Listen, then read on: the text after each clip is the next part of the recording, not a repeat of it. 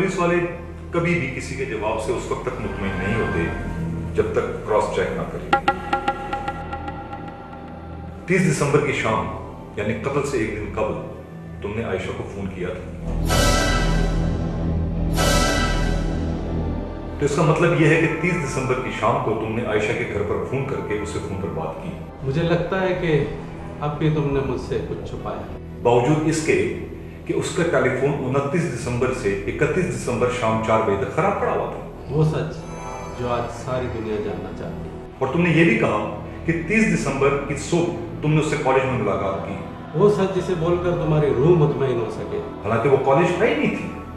तुम्हारे दिल को सुकून मिल सके, तुम्हारी आंखों को नींद मैसर आ सके, वो सच अब भी तुमने मुझसे छुपाया है।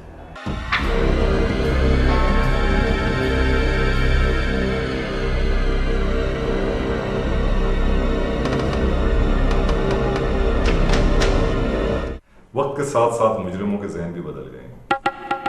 पहले लोग 2-4 गालियां देकर 2-4 मुक्के मारकर छोड़ दिया करते थे, तो कत्ल जैसे घिनौने जुर्म से भी दरेक नहीं करते।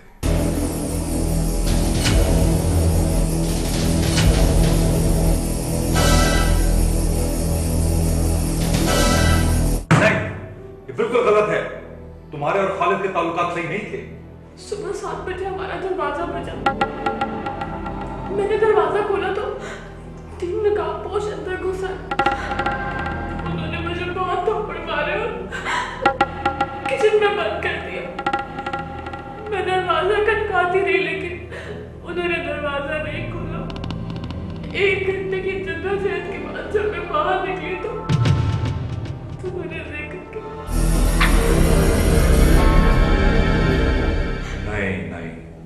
नहीं, ये पोस्टमार्टम रिपोर्ट तुम्हारे झूठ का पलंदा खोल रही है। तुम्हारी कहानी का कोई सर पैर नहीं है।